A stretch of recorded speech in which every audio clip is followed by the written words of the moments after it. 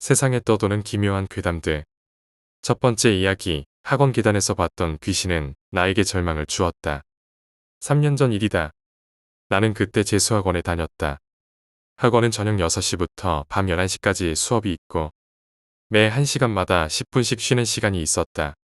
강의실은 8층에 있었고 3교시 쉬는 시간에 8층과 9층 계단 중간에 있는 흡연실에서 담배를 태웠다. 내가 그 시간에 그곳에서 담배를 태우게 된 이유는 한 여자를 보기 위해서였다. 밤 9시 35분이 되면 반대편 빌딩 7층의 창문에 서 있는 그 여자. 내가 있던 휴게실이 8층이라 내려다봤던 그 여자는 안쪽 빛으로 인해 얼굴 윤곽은 잘 안 보이지만 항상 위층을 바라보고 있는 것이 느껴졌다. 그렇게 3분 정도 그 자리에 서 있다가 빛 속으로 사라진다. 그것을 보고 나면 난 왠지 맥이 빠져서 담배를 끄고 강의실로 들어가곤 했다. 그 7층 창문에는 학원 간판이 있었기에 같은 학생이라는 생각이 들었다. 그날도 어김없이 담배를 태우며 기다렸고 9시 35분 정도가 되어 여자가 나와 바로 위층인 8층을 뚫어져라 쳐다보고 있었다. 그 건물에 8층엔 PC방만 하나 있을 뿐이었다. 어째서 위를 쳐다볼까? 8층에 뭐가 있나? 그런 생각을 몇 분 하고 있으면 어김없이 그 여자는 뒤돌아서 들어가고 나도 담배 불을 끄고 강의실로 향한다. 밤 11시에 강의가 끝나고 나는 화장실로 향했다. 화장실엔 원장 선생님이 용변을 보고 계셨다. 문득 궁금해져서 물어보았다. 선생님, 앞에 건물 7층의 학원도 재수학원이에요? 응, 맞아. 근데 그 학원 1년 전에 불 나서 망했어. 네? 아닌데 거기 불 켜져 있고 학생도 있는 것 같던데요. 무슨 소리야? 지금 반대편 건물 7층 출입 못하게 막아놨어. 순간 소름이 돋았다. 나는 바로 흡연실에 가서 반대편 건물을 보았다. 창문에 불이 꺼져 있었다. 두 눈을 의심할 수밖에 없었다. 분명 난 불이 켜져 있는 창문에 여자를 보았는데 다음 날이 되었고 난 궁금증을 참을 수 없어서 날이 밝은 오후 3시 그 앞 건물을 향했다. 엘리베이터를 타고 7층을 눌렀지만 불이 점등되지 않았다. 버튼 자체를 막은 듯했다. 하는 수 없이 6층에 내려서 7층으로 계단을 타고 올라갔다. 하지만 학원 입구에는 철제문이 있었고 자물쇠로 굳게 잠겨져 있는 걸로 보아 쓰지 않는 층이고 들어가지 못하게 막아 놓은 것이 분명했다. 그럼 그 여자는 대체 무엇일까? 나는 오늘 저녁에 다시 그 여자를 확인하기로 마음을 먹었다. 저녁 6시 학원 수업이 시작했지만 수업 내용이 머리에 하나도 들어오지 않았다. 시간이 지나가길 초조하게 기다릴 뿐이었다. 9시 30분 쉬는 시간이 왔다. 나는 바로 휴게실로 향했다. 역시 앞에 건물 7층에는 불이 켜져 있었다. 담배 생각은 들지 않았다. 휴대폰을 꺼내 손에 쥐었다.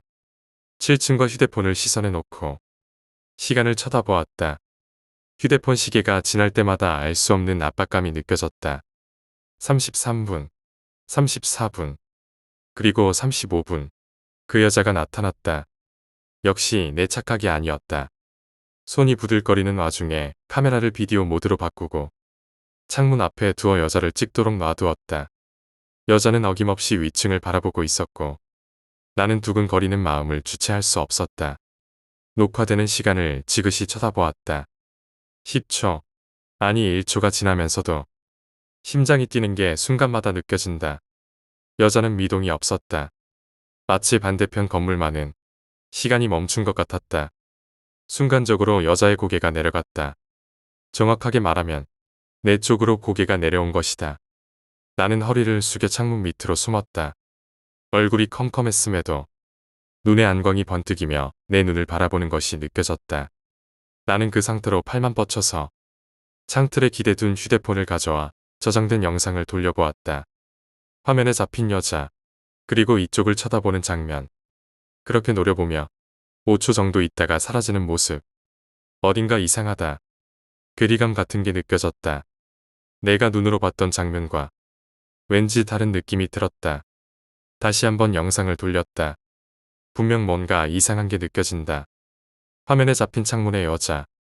그런데 영상 속의 창문을 보니 빛이 창문 전체를 통해서 뿜어지지가 않았다. 마치 영화의 레터박스 같은 느낌. 창문에 유리를 가득 채우지 않은 검은 영역이 있었다. 나는 다시 일어나서 창문을 보았다. 역시 카메라 영상과 다른 모습이다. 나는 순간 머리를 망치로 얻어맞는 기분이 들었다. 반대편 건물 7층 학원에는 아무도 없던 게 맞았다. 창문으로 보이는 빛은 내가 있는 건물의 6층에서 나오는 빛이 반대편 건물의 7층 유리창으로 반사되어 8층에 있던 내가 관측하는 것이었다. 휴대폰으로 찍은 영상은 평소 내가 보던 위치보다 앞쪽이었기 때문에 눈으로 봤던 모습과 달랐던 것. 난 본능에 이끌려 계단 사이로 아래쪽을 쳐다보았다. 그리곤 보았다. 웬 여자가 위를 쳐다보며 얼굴 가득 흉측한 미소를 띠고 올라오는 모습을. 공포감에 식겁을 내뱉었고 자꾸만 풀리는 다리를 억지로 이끌며 기어가듯 9층으로 오르기 시작했다. 주저앉으면 죽는다. 그런 생각뿐이었던 걸로 기억한다. 9층 문 사이로 새어나오는 얕은 빛이 한 가닥의 생명처럼 느껴졌었다. 겨우 9층 문을 열고 사람이 다니는 강의실로 들어섰다. 그렇게 다리를 질질 끌던 나는 정신을 잃었다. 다시 눈을 떴을 땐 병원이었다. 부모님이 옆에 계셨다. 말을 들어보니 강의실로 들어와서 고개를 숙이곤 그대로 정신을 잃었고 병원으로 실려왔다고 한다. 나는 그 학원을 바로 그만두었고 그 뒤로 학원에 얼씬도 하지 않았다. 휴대폰도 기분이 나빠서 바꿔버렸다. 나는 지금도 건물 창문에서 다른 창문을 바라보지 못한다. 요약하자면 재수학원에 다니던 주인공은 쉬는 시간마다 흡연실에서 반대편 건물 창문에 서 있는 여자를 관찰한다. 하지만 그 건물은 1년 전에 불이 나 망한 상태였으며 주인공이 본 것은 반사된 빛 때문에 실제로 그가 있던 건물의 계단에서 여자가 그를 쳐다보고 있던 것이었다. 이 사건 이후 주인공은 학원을 그만두고 건물 창문에서 다른 창문을 바라보지 못하게 되었다. 두 번째 이야기, 강아지들의 눈에는 그것이 보였다. 저는 외동이라 형제가 없기 때문에 집에서 있을 때면 항상 심심했습니다. 가끔씩 인터넷 서핑을 하다 보면 강아지를 볼 수 있었는데 이런 강아지들이 얼마나 귀여운지 한두 마리 정도 있으면 집에서도 심심하지 않겠다는 생각을 하며 애완동물을 키우고 싶은 마음이 절실했습니다. 그래서 근처 동물병원이나 펫샵도 알아보고 한 결과 동네 교회의 목사님네 시추가 새끼를 3마리나 낳아서 이웃에게 분양하실 생각이셨습니다. 저는 당연히 좋은 기회라고 생각하여 2마리를 얻어냈습니다. 그리고 2달쯤 뒤에 갓 이빨이 나고 가끔씩 귀엽게 짖기 시작할 때였습니다. 저희 집에는 창고를 겸해서 다용도실로 쓰는 사람이 들어서지 않는 작은 방이 있었습니다. 그런데 가끔씩 우리 강아지가 지나다니다가 그쪽을 정면으로 보더니 흠칫거리며 놀라고는 소파 밑으로 들어가서 덜덜 떠는 것이었습니다. 강아지는 귀신을 알아본다는 소리를 들어서 괜히 무서워졌습니다. 하지만 그런 걸 느꼈던 것은 식구들 중엔 저 혼자뿐이어서 가족들에게 얘기하지 않고 그냥 그러려니 하며 지냈습니다. 어느덧 3개월이 지나고 시추 2마리는 거의 다 자라서 성견이 되어 있었습니다. 온순하게 자랐던 시추들은 소형견답지 않게 얌전했고 짖는 일도 거의 없었습니다. 일은 여기서 터졌습니다. 부모님께서 지방 쪽에 교회 봉사를 가셨는데 폭우가 심했던 탓에 도저히 서울로 올라올 수가 없다는 것이었습니다. 어쩔 수 없이 저는 시추 2마리와 함께 밤을 보내야 했습니다. 여느 때처럼 컴퓨터를 하다가 자정이 가까워질 즈음 오늘 같은 날은 방이 아닌 소파에서 자보겠다고 생각했습니다. 세수를 하고 나온 후에 소파에 앉아서 리모컨을 손에 쥐고 TV를 켜는 순간이었습니다. 소파 옆에 앉아서 뒤통수를 보여주던 시추 2마리가 갑자기 창고 구석을 쳐다보며 미친 듯이 짖기 시작하는 것이었습니다. 동네 강아지들이 시비를 걸어도 겁이 많아서 먼저 꼬리를 내리던 녀석들이 말입니다. TV를 켜려고 했던 손은 굳어버렸고 온몸엔 소름으로 닭살이 돋아났습니다. 강아지들이 짖는 소리가 점점 귓가를 넘어 머릿속에 울릴 즈음 미친 듯이 짖어대는 강아지가 점점 다른 곳을 쳐다보며 짖고 있었습니다. 짖고 있는 강아지의 뒤통수를 보며 저의 시선 또한 강아지의 시선을 따라가고 있었습니다. 그렇게 창고의 왼쪽 구석을 쳐다보던 강아지의 시선이 점점 오른쪽으로 가게 되었고 저의 시선 또한 점점 오른쪽으로 갔습니다. 시선은 부엌 쪽으로 가더니 갑자기 방향을 틀어서 화장실을 쳐다보며 짖고 있었습니다. 강아지들이 보고 있는 무언가가 집안에서 움직이고 있다고 생각하니 공포에 질려서 그만 눈을 질끈 감았습니다. 그렇게 몇십 초가 지나고 강아지들이 더 이상 짖지 않았습니다. 저는 그때가 되어서야 겨우 눈을 뜨고 두려움을 삭히고 태연하게 TV를 켜려는 순간 강아지들의 행동에 숨이 멎을 뻔했습니다. 소파에서 몸을 일으키려던 찰나 강아지들이 제 어깨 너머를 향해 짖기 시작한 것입니다. 내가 갑자기 일어나서 놀래서 짖는 건가 싶었지만 강아지들의 시선이 저를 향한 게 아니라는 것은 순식간에 알 수 있었습니다. 제 등 뒤를 향해 짖던 강아지들이 점점 제 머리 위로, 그리고 다시 옆으로, 그리고 다시 창고 구석을 쳐다보며 짖고 있었습니다. 피가 굳는 기분에 가만히 서 있다가 강아지들이 짖는 걸 멈추는 순간 도망치듯 방으로 달려가서 침대에서 잠을 청했습니다. 다음 날 돌아온 부모님께 지난 날 밤 있었던 일을 얘기했지만 생각만 해도 떨리는 마음에 두서가 정리되질 않아서 말이 참 설득력이 없었나 봅니다. 부모님이 돌아오신 후엔 더 이상 강아지들이 이상행동을 하는 일은 없었지만 강아지들이 보았던 무언가가 아직도 집에 있다는 것은 확실합니다.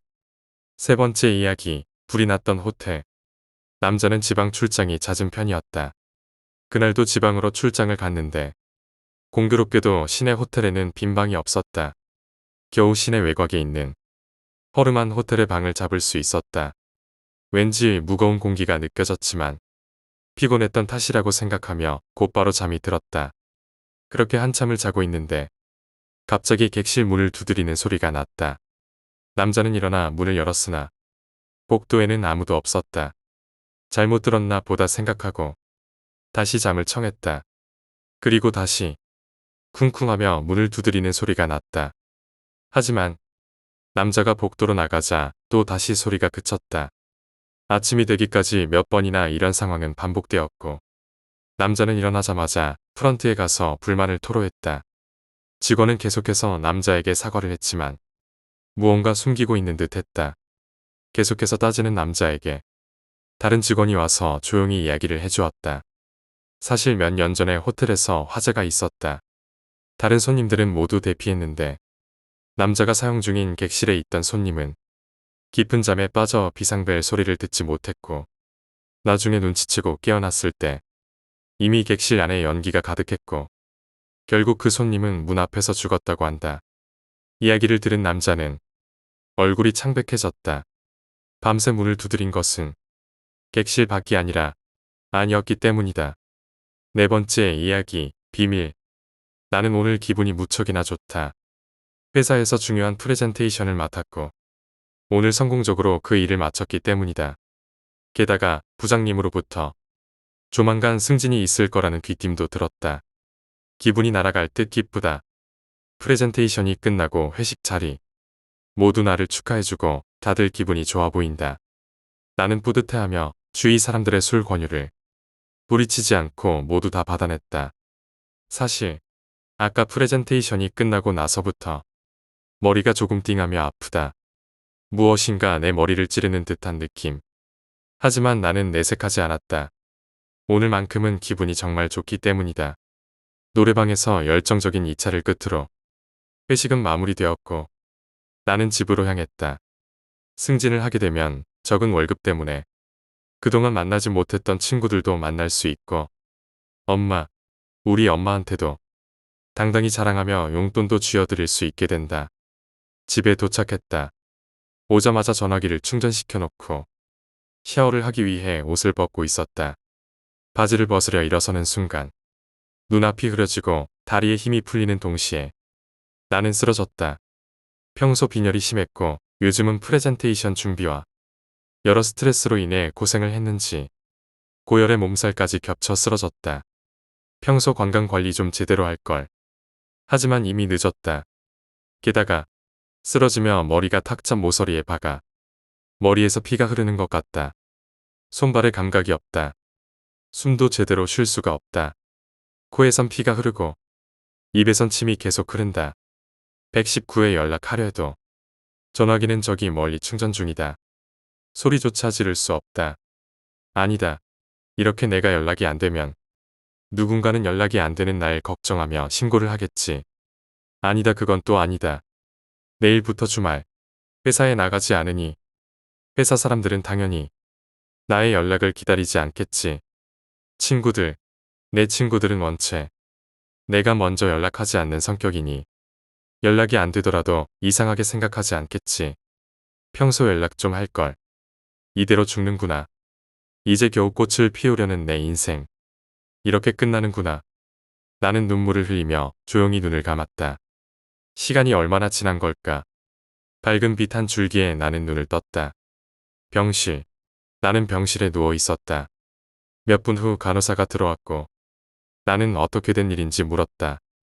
극심한 스트레스와 과도한 피로로 인해 쓰러졌으며 정수리 쪽이 찢어져서 과다출혈로 하마터면 일이 커질 뻔했다고. 수술은 잘 마쳤고 여기서 휴식을 취하며 며칠간 간호를 받으면 곧 회복이 될 거라고 했다. 그리고는 이웃의 신고로 입원할 수 있었다며 천만다행이라는 말도 건네주셨다. 정말 고마운 사람. 퇴원을 하면 그 사람에게 고마움을 전해야겠다는 다짐과 함께 다시 눈을 감고 잠을 청했다. 나는 퇴원을 했고 이제 일상으로 돌아왔다. 신고를 해준 이웃을 찾아가서 감사 인사를 하려고 했지만 그에 대한 정보는 어디에서도 찾을 수 없었다. 익명의 신고. 정말 정의로운 사람이라 생각을 하며 마음속으로 감사함을 전했다. 며칠 후 경찰에서 연락이 왔다. 그때 내가 쓰러진 그날 신고를 해준 이웃이 뭔가 이상하다고 느낀 경찰들은 그를 경찰서로 불러 조사를 해보니 아무래도 여태 나의 모습을 훔쳐본 것 같아서 그의 집을 수사해봤다고 했다. 아니나 다를까 그의 방 창문에선 나의 집 앞모습이 내 베란다 창문을 통해 고스란히 다 드러나 있었고 그의 컴퓨터엔 내가 속옷만 입고 있는 사진이 내가 집에서 다이어트 한다며 아이돌 가수의 춤을 따라 추는 모습이 담긴 비디오 등 여러 자료들도 발견되었단 경찰의 말을 들었다. 내가 쓰러진 그날도 그랬던 것이다. 내가 집에 들어와서 불을 켜자마자 바로 방 창문에 달려들어 몰래 숨죽이며 나의 모습을 훔쳐보고 있었던 것이다. 그러다 내가 쓰러지자 몇 분 동안의 고민 후 신고를 하게 되었다고 자백했다. 그를 나름 나의 제2의 인생을 살게 해준 생명의 은인이라 생각하며 그에 대한 고마운 마음을 떠올리며 살았는데 이게 무슨 날벼락인가. 그래도 아마 그 사람이 아니었다면 지금쯤 나는 이 세상 사람이 아니었을 수도 있다. 머릿속이 복잡하다. 5번째 이야기. 주차장에서 만났던 남자 아이 귀신썰. 3년 정도 전의 일이다. 자동차로 여행을 떠났다 돌아오는 길에 어느 패밀리 레스토랑에 들렀다. 피곤해서 조금이라도 빨리 쉬고 싶은 마음에 평소라면 잘 안 하는 전면 주차로 차를 댔다. 식사를 한 뒤 패밀리 레스토랑을 떠나려고 차에 타서 시동을 건다. 기어를 후진으로 놓자 갑자기 삑삑거리는 경고음이 울리더니 후면 카메라 모니터가 켜진다. 거기에는 작은 산의 아이가 비치고 있었다. 아이는 주저앉은 채 땅에 무언가를 쓰고 있는 듯했다. 하지만 테일 라이트가 들어왔음에도 불구하고 차에는 신경도 쓰지 않는 것 같았다. 벌써 새벽인데다 주변에 집도 많아서 클렉션을 울리기에는 신경이 쓰였다. 어쩔 수 없이 나는 기어를 중립으로 돌리고 차에서 내려 차 뒤로 갔다. 하지만 아무도 없었다. 내가 내리는 걸 보고 장난치려 도망친 건가 싶어 차 주변을 한 바퀴 빙 돌았지만 아무도 없었다. 혹여나 싶어 차 아래까지 들여다봤지만 거기도 없었다. 그때까지만 해도 다른 차 뒤로 숨었나 그런 생각뿐이었다. 그래서 나는 다시 차에 올라 기어를 후진으로 넣었다. 그리고 아까와 완전히 똑같은 일이 반복되었다. 차 안에는 삑삑거리는 경고음이 울려 퍼지고 모니터에는 아이가 비친다. 조금 당황했지만 장난꾸러기 아이에게 조금 짜증이 났다. 그래서 나는 재빨리 기어를 중립으로 돌리고 차 밖으로 뛰쳐나왔다. 하지만 아무도 없다. 그제야 나는 그 아이가 혹시 인간이 아닌 게 아닐까 하는 의심이 들기 시작했다. 잘 생각해보면 이런 새벽에 부모도 안 보이는데 저런 꼬마아이가 패밀리 레스토랑 주차장에 있는 것도 기이하다. 결국 레스토랑 직원에게 차 밖에서 뒤를 좀 봐달라고 부탁하고 기어를 후진으로 넣었다. 다시 경고음이 울리고 아이의 모습이 비친다. 하지만 직원은 아무것도 없으니까 후진하라고 소리를 친다. 한동안 망설이다가 나는 큰맘 먹고 후진을 시작했다. 차마 모니터를 보고 있을 자신이 없어서 눈을 질끈 감고 차가 지나간 순간 그 아이가 어떻게 되었는지는 나도 모른다. 하지만 차는 아무런 문제 없이 그 아이가 있던 곳을 지나 주차장을 빠져나올 수 있었다. 주차장을 뒤로 하면서 나는 왠지 신경이 쓰여 백미러를 보았다. 거기에는 아까랑 똑같이 바닥에 무언가를 쓰고 있는 남자아이의 모습이 보였다. 혹여나 그 아이가 나를 바라보는 게 아닐까 두려워 서둘러 시선을 피한 후 급히 집으로 돌아왔다. 어째서 그런 일이 있었는지는 지금도 모르고 딱히 알고 싶지도 않다. 하지만 주차장에서 사망사고가 일어났다는 뉴스를 보면 혹시 그 아이도 그래서 그런 게 아닐까? 그런 생각은 가끔 든다. 6번째 이야기, 신명 사이트에서 마주한 사진. 제가 자주 들르던 그 사이트는 신명 사진을 주로 다루는 곳이었습니다. 저는 신명 사진을 무서워하지만 왠지 그 사이트에는 단골로 드나들고 있었습니다. 그렇지만 별다른 일은 일어나지 않았습니다. 그날은 달랐습니다. 그날따라 새로운 사진이 업데이트되어 있어서 바로 그 페이지를 열어보았습니다. 그것은 어두운 터널 안의 사진이었습니다. 나는 어디에 귀신이 있는지 혈안이 되어 찾았습니다. 오른쪽 위쪽에 작고 어렴풋하게 사람의 얼굴이 보였습니다. 상당히 보기 흉하게 생겼었습니다. 나는 가까이에서 그 얼굴이 보고 싶어 사진이 화면에 꽉 차도록 확대를 했습니다만 그 순간 그 사람의 얼굴이 사라져 버렸습니다. 그리고 다시는 그 얼굴을 찾을 수 없었습니다. 기분 탓이었을까 잠깐 그렇게 생각했지만 그러기엔 제 눈으로 본 작은 형상이 너무나도 뚜렷하게 떠오르고 있었습니다. 기분 탓은 절대 아니라고 생각합니다. 분명히 그 얼굴은 사라져 버렸었습니다. 그리고 다시 그 사이트에 들어가 보니 그 얼굴은 원래 있던 자리에서 보였습니다. 하지만 어째서인지 그 얼굴은 어렴풋하게 웃고 있었습니다. 7번째 이야기, 바다괴담. 나는 어느 남쪽의 바다에서 친구들과 스쿠버 다이빙을 즐기고 있었습니다. 하늘은 활짝 깨고 바다의 상태도 대단히 안정되어 있어 다이빙을 즐기기에는 정말 어울리는 날이었습니다. 동료 다이버와 둘이서 어느 다이빙 스폿을 헤엄치고 있었습니다. 계속해서 깊게 잠수해가고 있었는데 어느 지점에서 해저의 이변을 알아차렸습니다. 무엇인가 이상하다는 생각이 들 무렵 자세히 바라보니 해저의 한 부분에 인간이 자라나고 있던 것입니다. 옆에 있는 동료를 바라보니 그 역시 어안이 벙벙한 채 굳어 있었습니다. 자라고 있는 인간의 얼굴은 모두 아름다운 소녀의 모습을 하고 있었습니다. 도대체 어떻게 해야 하는지 저것이 무엇인지 몰라서 잠시 동안 바라보고 있자니 어느샌가 동료 다이버가 옆에 다가와 제 어깨를 치고 오른쪽을 가리키는 것입니다. 그쪽을 바라보니 다이빙의 장비를 전혀 갖추지 않은 노인이 낫을 가지고 소녀들을 잘라내 수확하고 있는 것입니다. 무표정이었던 소녀는 수확되는 순간 엄청난 고통의 표정을 띄우며 잘려나가고 있었습니다. 바닷속이었지만 그 고통의 외침이 귀로 들려오는 것 같은 소름 끼치는 얼굴이었습니다. 그러나 곧 그 얼굴마저도 잘려나간 발에서 퍼져나온 소녀의 피로 인해 보이지 않게 되어버렸습니다. 정신을 놓고 그 광경을 보고 있자니 노인은 어느새 조금씩 우리들 쪽으로 다가오고 있었습니다. 그리고 우리 바로 옆까지 다가온 노인은 완전히 굳어있는 우리들에게 얼굴을 돌리고 희죽희죽 웃으며 손에 있는 낫을 내밀었습니다. 자네들도 해보겠는가? 마치 그렇게 권유하는 것 같은 느낌으로 정신을 차렸을 때 저는 동료와 함께 병원의 침대 위였습니다. 산소가 떨어질 때가 가까워지도록 저희가 올라오지 않고 있었으니 그걸 걱정한 동료 다이버가 내려와서 저희를 구해준 것입니다. 그 다이버는 우리가 본 건 비슷한 것조차도 전혀 보지 못했다고 얘기했습니다. 수압 때문에 정신이 혼미해지니 환각 같은 걸 보게 된 게 아닐까. 그 연상의 다이버는 우리에게 말했습니다. 하지만 나는 분명하게 말할 수 있습니다. 내가 겪은 것은 결코 환각 따위가 아니라고.